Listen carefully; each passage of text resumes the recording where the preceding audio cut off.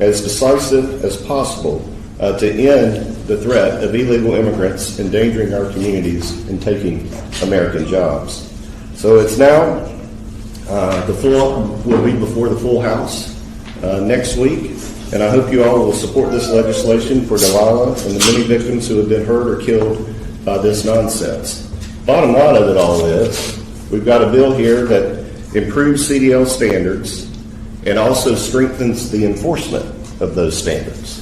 That's the bottom line. I appreciate everybody's support here, and certainly appreciate the support and strong advocacy by the Coleman family. This is for you all, after all. Thank you. Erin, I'll turn it over to you.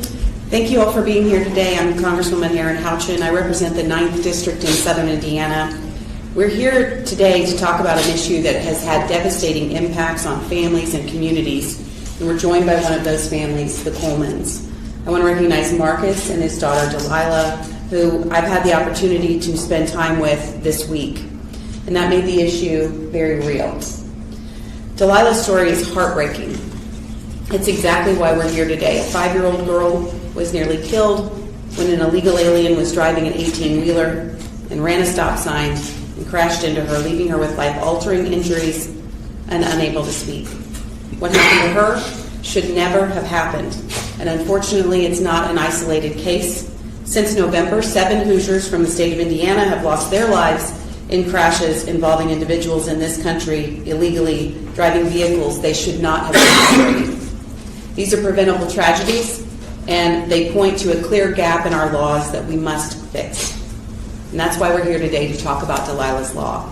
The goal is straightforward. If you're in this country illegally, you should not be able to obtain a commercial driver's license.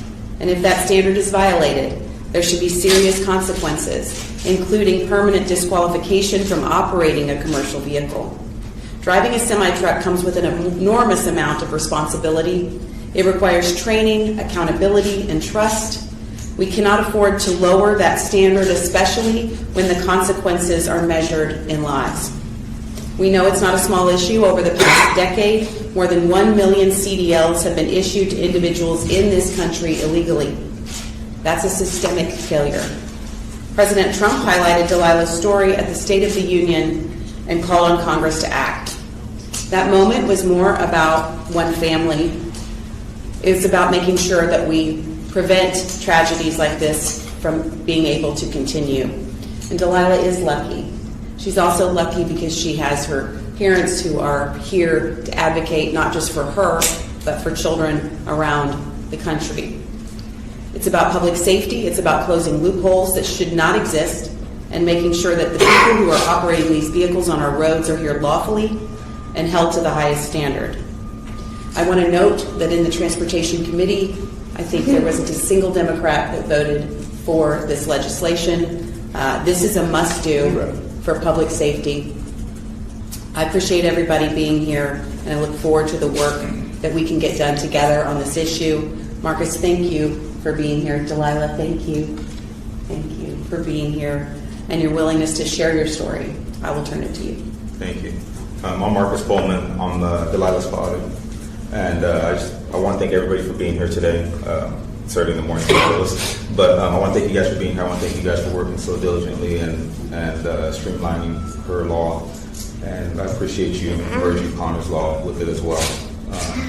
I also want to thank everybody that I've given these amendments that we're trying to get added to it. And I hope that you guys would look at these and hopefully get them amended to Delilah's law. This will help strengthen the trucking community as well as safety on the highways. Delilah's accident, I'm definitely turning into advocacy. I'm out here trying to change these laws. There shouldn't be another Delilah out there at all. Every time one of these accidents happen, it crushes us, our family, because we know that I'm out here doing something about it, at least trying. And like she said, the Democrats are not wanting to put safety first. They're wanting to put their politics and safety last. Pretty much that's what it's looking like. So we need to get the law passed. We need to get together on both sides. This is a safety issue. They said yesterday in the hearing, there's no Republican or Democrat roads, just U.S. roads, and I find that 100% to be true. The trucks never care whenever they hit somebody. They don't stop and ask what party you're with before they slam into you. And I would hope that everybody would get together with their counterparts on the Democrat side and try to persuade them and convince them that this is a real safety issue. This could be anybody's kid that's next. And we're going to be out here until this thing passes. Mr. Hall. Thank you. I appreciate you having this roundtable today because it's very important. And when I look at things, especially like this, what is a CDL? What is a commercial driver's license? And what does it mean to hold it? And then the other part of the equation is, the problem is, how did these people get these licenses? So how do we fix all of that? And I like to back up because I think I'm in a unique position here in Congress in the fact that if I started working at the age of 12, and at that time I helped mechanic and worked on trucks. I'm second generation in the trucking industry. My wife and I, we started our own trucking company over 30 years ago. I've had my commercial driver's license. Back then they were called Class 5 or chauffeur's license. And I've had them since I was 18 years old. I know what it takes to drive a truck, and I know how important it is to make sure that we have the right people driving these trucks. And so when you take a look at a commercial driver's license, what does that entail? How do you get that? Okay, you've got to take a written test. You've got to identify parts on the equipment. You've got to be able to drive the truck. And in every one of those cases, what baffles me is the fact that you've got to talk and speak and read English. And that's not been the case with at least over 200,000 people that have gotten a commercial driver's license that can't speak or read English. And those that are here illegally and are driving trucks, they shouldn't be here in the first place. They need to be returned and go back home. That's an easy answer. Fix for that. But then you take a look at what all's entailed with commercial driving.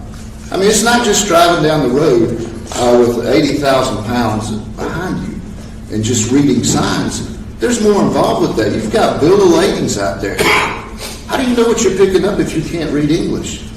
How do you help instruct on loading the truck if you can't communicate how you need to set the weight up to haul that down the road safely? How do you communicate with mechanics if you have a mechanical problem out on the road if you can't speak or read English? In most cases, I can tell you, they probably just get in the truck and go on down the road anyway, especially if they're here illegally. I mean, what's that going to do to them? They're already here illegally. But how did they get these licenses? And this bill focuses, and you're exactly right, Representative Rouse, it focuses on the problem, how do we make trucks safer, and then how do we stop this insanity? Because it's destroying our industry. When you have CDL mills out there that are advertising in foreign countries, in foreign language, hey, let's get you a license and you can go to the United States and drive a truck. Doesn't say anything about making sure that you're proficient in English or that you can read or write. And that's the thing. If you come here legally, and you can speak English proficiently, hey, this is a great occupation. There's a reason they call it professional driving. It's a skill. It's an important job, something we need in this country. But we don't need CDL mills out there just trying to we don't need states out there that are just handing out these commercial driver's licenses. So thank you for fixing this problem. I'll say one last thing too. I heard yesterday over and over and over about these people driving trucks. When you come to this country, we don't hand out jobs. Like, you're going to be a truck driver, you're going to be a painter, you're going to do... No. You need to be able to deserve and have the requirements and skills to do the job. I don't care what kind of job it is. And when you're out on the highways, when you're out on the public roads, you're out there with my family and your family and the Coleman family. And we ought to make sure that we have the best people driving this equipment with the best equipment that there is, period, on the road. So thank you for bringing this. It's very necessary, and I look forward to seeing this get passed across the finish line. Thank you. Dave? Oh, thank you, sir. I'm Dave Taylor from Ohio's 2nd District, which is Southern Ohio, and I want to thank Delilah and her family for being here today, making the trip, and all the hard work they've done that's gone into this. taking the time to share her story as Congress works to ensure that future tragedies like hers are prevented. I'm also very thankful to Representative Rouser and Houchin and everybody at the table for their incredible work to get this vital legislation to the point that it is today.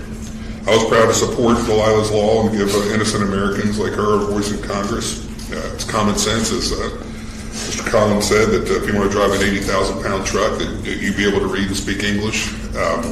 Like Mr. Collins, I've been in the third-generation trucking business myself, so you understand what it really takes to drive a truck. I was in the concrete business. It's probably he might even agree, it's one of the hardest truck driving jobs there are. So having talented, proficient people in those positions is vital. Now, years ago, the federal government recognized this and created requirements to ensure that truck drivers across the country, across the United States, could read signs and communicate with law enforcement in case that they needed it in English to obtain a commercial driver's license. That ended in 2016 when the Obama administration decided to remove the English language proficiency requirement from the out-of-service criteria. So if you can imagine, this creates a situation where a person who's driving down the road can't read the signs. You discover that they can't read the signs, you write them a ticket they can't read and send them down the road. And that endangers, as has been said, your family, my family, and everybody's family. We've seen on the news the disastrous situation that's been created by that, tragic accidents from coast to coast that have killed and maimed people from all of our states, frankly. Since President Trump's executive order requiring English language proficiency, a very common sense move, and Secretary Duffy's work on implementation, there have been at least 9,500 truck drivers that have been taken off the road for failing to meet those proficiency requirements. And I have to believe that lots of other ones have taken themselves out of that job to look for other ones to avoid that risk. I'm very proud to support this bill, which will codify that executive order and place additional safeguards to ensure that all CDL holders can read the road signs and know what they're supposed to do and when they're supposed to do it. And I'm especially appreciative, again, to Representative Rouser for including provisions in my bill, Connor's Law, and including Connor's name in this piece of legislation. Connor Zion was killed by an illegal immigrant driver who couldn't read the road signs at just 18 years old. And it's good that his memory will be a part of this as well. It's tragedies like that, which are so easily preventable, need to be remembered in this legislation. It's going to take a big step towards making sure they don't happen in the future. It's past time to hold these illegal aliens accountable. They should not be in our country to begin with, much less driving these incredibly dangerous vehicles. They're dangerous to people that don't know how to drive them, and that's who we're dealing with. As I said, I'm proud to support this legislation and ensure that these tragedies never happen again. I appreciate very much being here with everybody today. I look forward to continuing to work on this legislation until we get it across the finish line. James. Well, this is a particularly poignant issue for me because the accident that injured Delilah occurred in my congressional district. That's why I am so proud to be a co-sponsor of this legislation. I'd like to thank Congressman Rouser, Congresswoman Houchin for moving this forward. It boggles my mind that next week this bill will have opposition on the House floor because it is just common sense. Representative Collins articulated it well. If you can't read English, you can't read not only street signs, but placards, safety information, manifests, load documents. And if you don't have work authorization, you shouldn't be issued a commercial driver's license that enables you to work. And this is more than about protecting and enforcing our immigration laws. It is about respect for the rule of law and obeying rules, because if you're willing to break immigration law for your own gain, you're probably willing to break other kinds of safety laws. And adherence to those safety laws is very important in doing a safe job as a commercial truck driver. And so this is just basic common sense, and that's why I'm just gobsmacked that we're going to have people voting against this bill. So I want to thank everyone for helping us articulate this issue. I want to thank Delilah and her family for being here today. It is a really, really difficult thing to do, to expose your personal tragedy to the rest of the world. But you're doing it for a great reason, to try and make our nation safer, our roads safer, and to prevent accidents like this from happening again. So we're here reinforcing what you're doing, and I want to thank you very much for your advocacy. Thank you. Tim? Thank you. I'm honored to be here, and thank you for sponsoring this. I would say my buddies Mike Collins and Dave Taylor, every time we pass some stupid regulation or price ticks up on fuel, it eats their bottom line, and they're just barely eking a profit. And for them to be here, to be on this bill, I think means a lot to what's really behind this. It's for doing the right thing, and I applaud both of you guys. So thank y'all. I'm here on more of a personal note. I looked up there and I saw that sweet little girl up there and hugging her daddy, and I remember a sweet little girl just like that. I married my wife. I did a bad divorce. None of them are good, but I married a wonderful, God-fearing woman. I guess I fear her. don't print that. No, maybe you should. I think it's public. Do what? I said, I think it's public. Yeah, I don't care. And I looked up there and I saw that sweet little girl, and I thought about the little girl that was 5 when I got hurt, and I met her mom. It tears me up. And to think that Democrats wouldn't stand to applaud that sweet little girl, to me, just shows you how lost we are as a country. Just how much evil is in people's hearts. And I thought about a little boy named Pierce Corcoran. He's in my district. I know his mom and dad, and he was killed by an illegal, not in a truck, but he didn't have a license. And he's gone. He's getting ready to get married, had a beautiful fiance. I saw his granddad last week. He choked up, and I choked up. But I just still go back to that little girl that I got. I didn't think I was going to get a family, and I got a little girl, and she would always hug me and kiss me just like that. And I thought of that sweet little girl, Isabel. She's now 18. And it's very personal to me that we as a country cannot come together on this issue. And when I show little Delilah those videos and stuff, it's just like I was showing a little 5-year-old girl 13 years ago, little sweet little videos and stuff. And so, to me, it's just personal. So, I'm sorry. I'm emotional. I love my little girl. Thank you. Thank you all. Sorry. Thank you. You're perfect. Yes. Well, thank you. Well, this is very personal to me because the Colemans are from my community. They're constituents of mine. Delilah, when you meet her, how can you not be inspired by what she's gone through and how she's overcome? Delilah is now 7 years old. This accident happened 2 years ago. The work that she's had to go through to regain the ability to walk, to the fact that she's smiling right now to her dad, all those are things that she had to relearn after the accident. And so I want to applaud the Coleman family. They have made it their mission to make not only the roadways in California safer, but the roadways across the country safer as well. I remember when the Colemans came to my office and Delilah met my son. It was right at the point, right before turning. He was before his first birthday. He just turned 1 year old last weekend. But the instant connection, Delilah just immediately gravitated to my son, and I think they played for a whole hour. And I spent the whole time just looking at them, and it's a reminder that this affects every family, and if we can prevent any accident in the future because of what happened, this is an important piece of legislation. So I want to thank Congressman Rouser for this. It's important, especially for us in California, to recognize that if an illegal immigrant obtains an illegal CDL in California, they can now drive on every road across the country.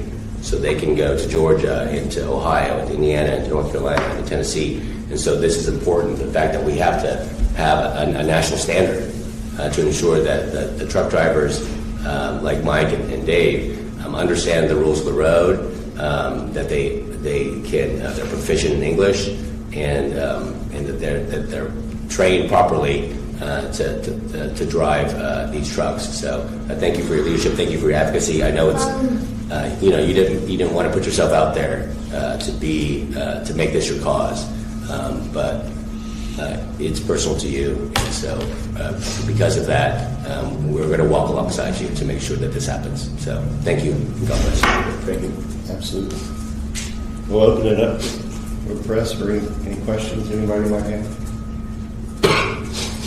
I'm just curious, what is the pushback that you're getting from Democrats? What specifically are they protesting what's in this bill? Because to me it seems very commonsensical. Well, it is very common sense, and that's what makes it so difficult to understand their opposition, quite frankly. They seem to be more interested in representing those that don't speak English than those that do speak English, quite honestly. If you listen to the debate in the T&I committee, which I was kind of shocked at, because historically speaking, the T&I committee has traditionally been very bipartisan, particularly when it comes to common sense issues like this. Quite candidly, I think it's just a reflection of how far off the deep end the Democrat Party's gone. I'm curious also, for those of you who've been working on the specifics of this, what is the time frame of getting into the White House so that hopefully it can actually become law? And by the way, Marcus, I think you want to say there, I want to make sure there are no more Delilahs, I think, and I'll tell you, there's no one like your daughter. I mean, for a lot of reasons, there won't be another. She's amazing. Both of you, beyond inspirational to, I think, everyone in this room and outside. We appreciate it. Thank you. Yeah, Delilah's a charmer, sure. I'd like to And a note- dancer, too. I'd like to note it's easier for an illegal immigrant to obtain a CDL in the United States than it is a military veteran who has served our country and driven heavy trucks while in service. In some states, because of these loopholes. So I appreciate Chairman Rausser's leadership on this, as well as Congressman Fong, who has been very good to work with as we've been pushing forward. Indiana has had 7 of these fatalities and many more injuries. And so these heavy trucks, if they're getting a driver's license in California, are driving across the country. It should not be easier for them to get a commercial driver's license than it is folks who have served our country. If I could bounce off of that for a minute, because I've got commercial driver's licenses. I've had them since I was 18 years old, and so I know what it takes to get them and keep them, because you even have to have medical insurance every 2 years to make sure you're physically fit. But that's a great point. And that just goes to show you how hard it is, or how hard it should be, to legally obtain a commercial driver's license. And I would do anything in the world to have more veterans driving trucks. I mean, they've been dodging bombs. And the holdup on that is the fact that it's hard to get there. It's hard to get somebody to quantify what they've been doing and to get their pass. Because most of the time the military, whoever was over them is still over in the military, and there you just can't call them and get to make sure that they were driving. But that just goes to show there's no common sense in this. To give an illegal who can't speak or read English a driver's license. But we do, and then we don't let our military, because we can't prove their past history of driving. But yet you could give them a test and talk to them, and you could, but you still have that hang up.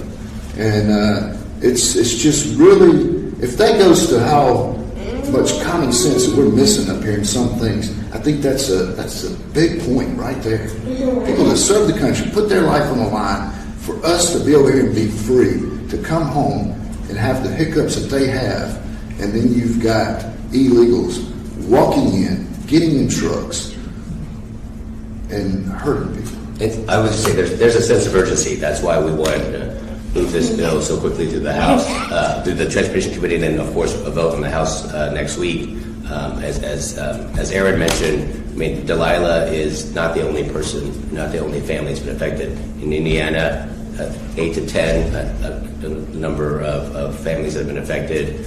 This is not a unique situation. This is happening across the country. That's why we want to move as quickly as possible to get this to the White House. And just in case anybody's wondering, when I got my CDL, it took 3 weeks for me to get my CDL. And it was not the easy 3 weeks of my life. I mean, I was literally sleeping in my car. My wife will tell you, well, I took this class in Fontana. And everybody else is getting there's advertisements on Twitter and on Instagram, and they're in Arabic and all these different languages where you can get your CDL in less than a week, which makes absolutely no sense at all. And to go off what everybody's saying as far as reading and speaking English, it plays a huge factor, because if I go to China or Germany and I can't read what their signs say, I shouldn't be driving over there. If I go get a job over there and I'm working heavy equipment, I don't know what the sign says. I don't know how to operate the equipment. They can give me an instruction booklet in their language. I don't know what it says. And it's really a shame that here in the United States, all these different DMVs are offering different languages for you to take tests. But if you go to Mexico, they don't give you an English option.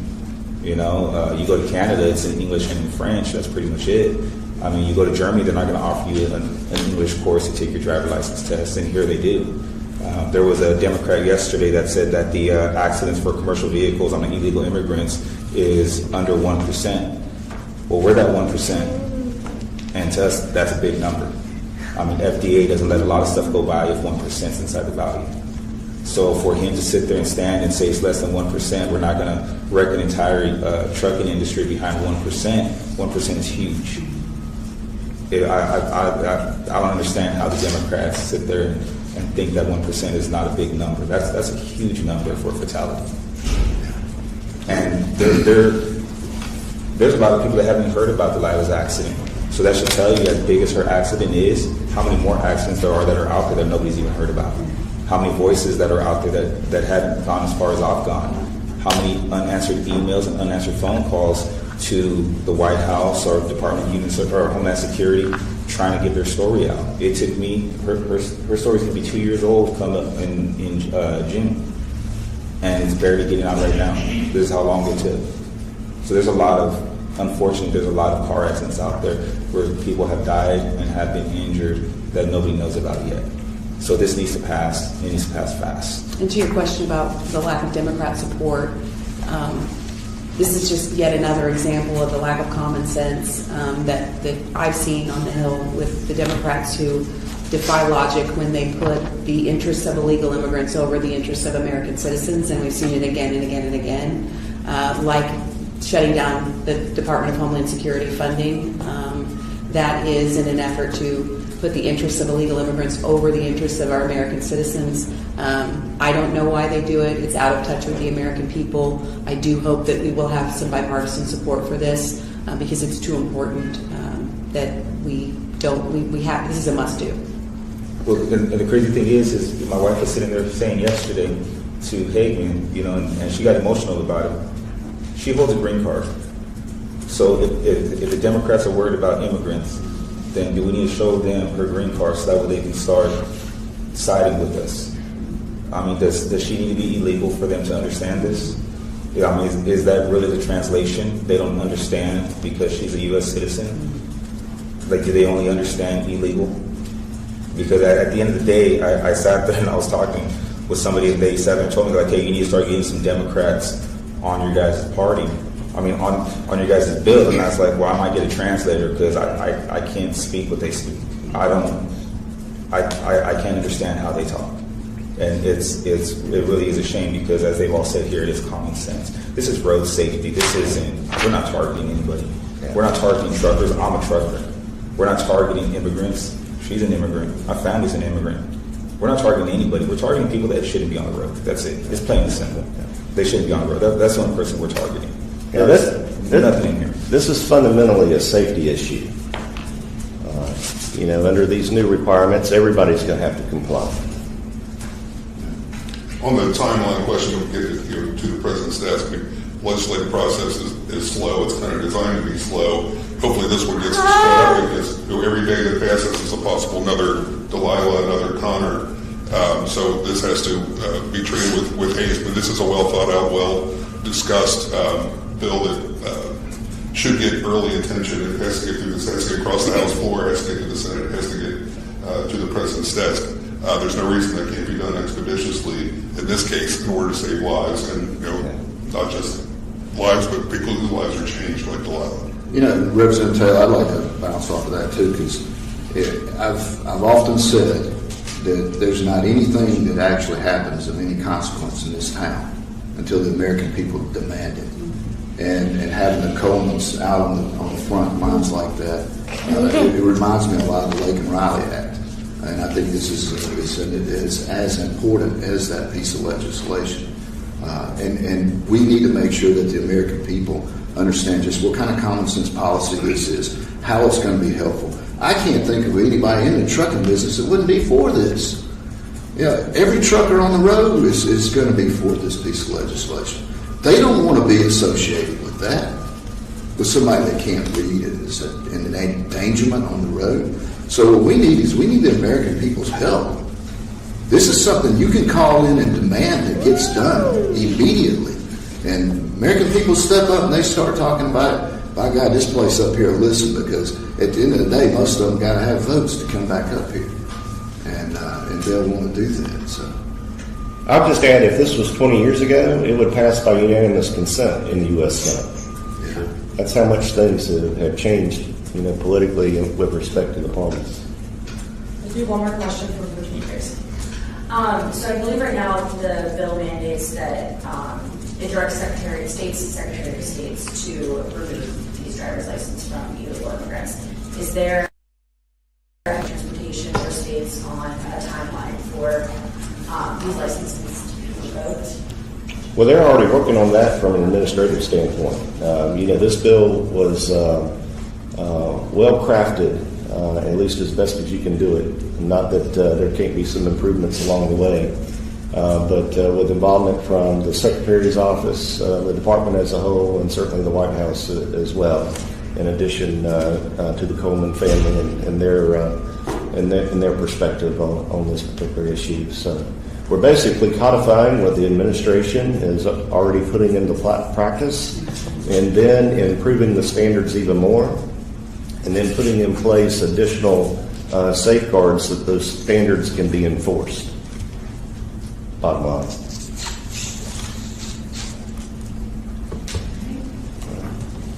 Thank you all very much. Thank you. Thanks, everybody. Yay!